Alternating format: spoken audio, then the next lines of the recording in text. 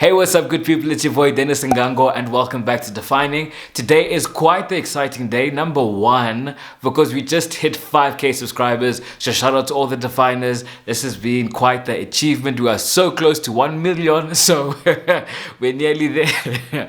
I'm joking, but thanks for the support so far. It's really been quite exciting and it's been quite an interesting ride. Number two, I'm quite excited about this video because we're going to be doing things a little bit different. To celebrate the 5k, we thought we'd bring back one of our favorite and classic features on the channel. It used to be called the Wednesday Vox, but we're bringing it back as Defining Opinions, because you know we gotta bring that defining magic. It's basically a space where watchers of the channel like yourself get to share your views and opinions regarding some of South Africa's contemporary issues and topics. One topic that is definitely top of mind is the upcoming general elections. Now listen, politics is not my strong suit, people are, but the two are somehow interrelated. In the upcoming elections, only 50% of the people aged under 29 are registered to vote. This is down 64% from the same age group who registered to vote in the 2014 elections. This is a bit shaky considering that South Africa is a youth-dominant population. However, those who are registered to vote still represent a potentially powerful political force.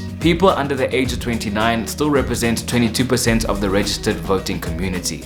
If all of us decided to vote and use our votes wisely, we could fundamentally change the political landscape and strategically reduce party political dominance and promote coalition governance. With these great numbers and enough willpower, we could force our leaders to address the youth's burning issues and concerns. For example, high unemployment, gender-based violence, inadequate access to quality and affordable education, and then last but not least, poor infrastructure. As a registered voter, I'm not gonna lie, I don't know how I'm going to vote come Wednesday. Maybe you'll relate to how I'm feeling, but I don't know if there is a political party that aligns with the future that I see for the country. I'm not sure if I trust any of the parties to address the issues that really matter. I'm not sure if I've seen the necessary progress in our communities to believe in a specific party. What I do know is that it's my responsibility as a voter to get informed about the different parties and their manifestos, policies, and their values. You cannot only cast your vote based on stuff you heard on the news or based on things you just happen to see on social media. I heard this quote yesterday that really put my involvement in politics in retrospect, and it's by Viktor Frankl. He's a Holocaust survivor and he wrote this book called Man Searching for Meaning, and in the book he said, and I'm gonna read it for you here, he said, stop thinking about what you expect out of life and start thinking about what life expects out of you. No radical change will happen if we as young people take a back seat and do nothing. Leading to Wednesday, I really want you to bear in mind two things. Number one, democracy is only able to flourish when the ordinary people who live in it make it a reality. And number two, the impact of these general elections, which includes the selection of our president, has an impact for 5 years. Now, I'm not sure what you think, but 5 years is a very long time, especially on a governmental level. In today's Defining Opinions, we asked friends and viewers of the channel to let us know what advice would they give to those voting this coming Wednesday. I hope you enjoyed this video and please do feel free to share your insights in the comment section below. I think it's in times like these where we as young people should be sharing notes.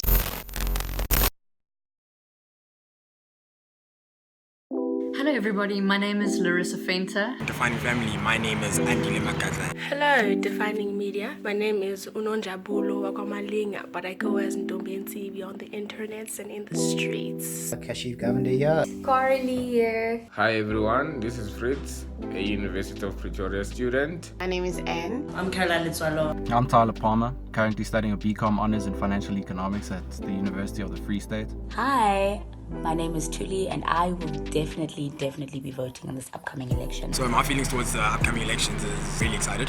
And above and beyond the public holiday that we do get next week, I think this is your one opportunity to go out and have your say. I am feeling super conflicted. I don't even want to lie to you. But I'm definitely feeling first-time voter nerves because it just feels like we're not left with many options. It's similar to, choosing between the lesser evils. You don't really know which party to stand for. The ANC has been playing games with us for 25 years. I haven't even been around that long, and yet I felt the effects of living in an unequal society where we are flopping. I think that there is a shift in the realms of politics of this country, strictly because there is a new opposition that is coming up, and I think that for a long time it has been between the leading party, the Green, and Yellow and Black Party, and the Blue Party. And now I think there's going to be a paradigm shift because of the mobilization of young people and of students in this country.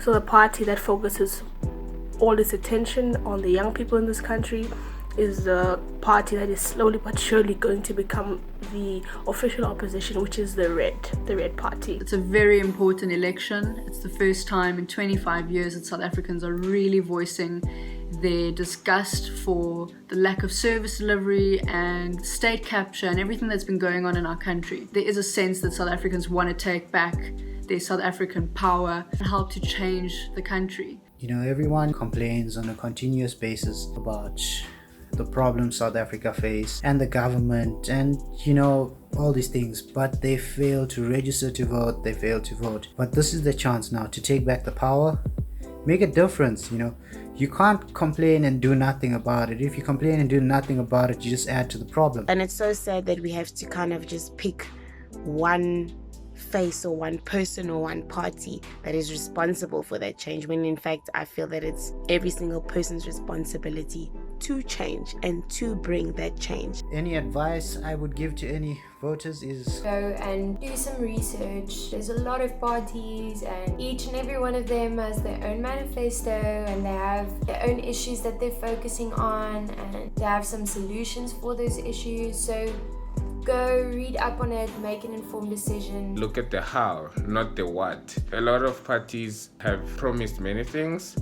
For example, they've promised to give jobs. Look at how are they going to provide those jobs. Are those strategies feasible in the next 4 years or 5 years for that matter? It's easy for you to try and vote the same way everyone is voting because everyone sounds like they know what they're talking about or they know what they want, but it's about you and about your future and the long-term implications of your vote. Please think about your vote as being an investment, not only just for you, but for your family, for your friends, for your potential job one day, or for your current working environment.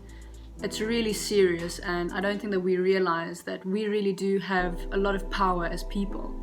And the beauty of democracy is the people decide what gets to happen in the country. The right to vote has been fought for by a lot of people many years back, and especially to the black child, that right cannot be taken lightly. Vote radically. Say something loud with your voice. Shake the nation in the right ways. You're alone in that voting booth.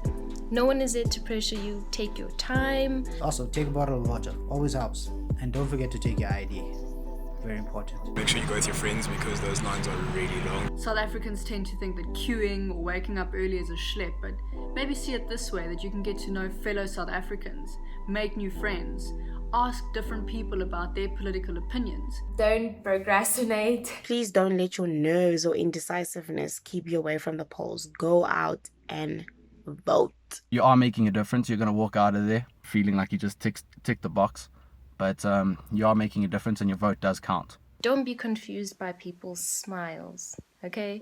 Good luck, guys. Now that's a wrap for the very first episode of Defining Opinions. Please do let us know your thoughts in the comment section below.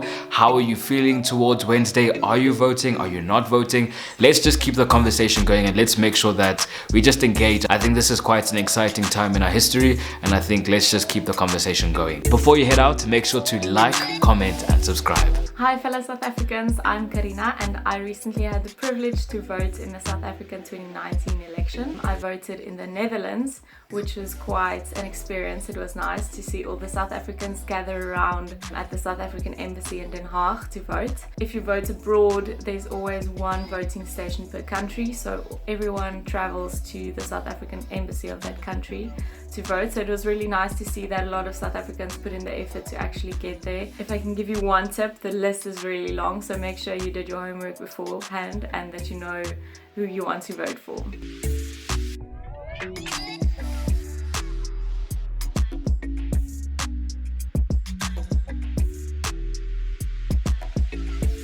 Easy on the track.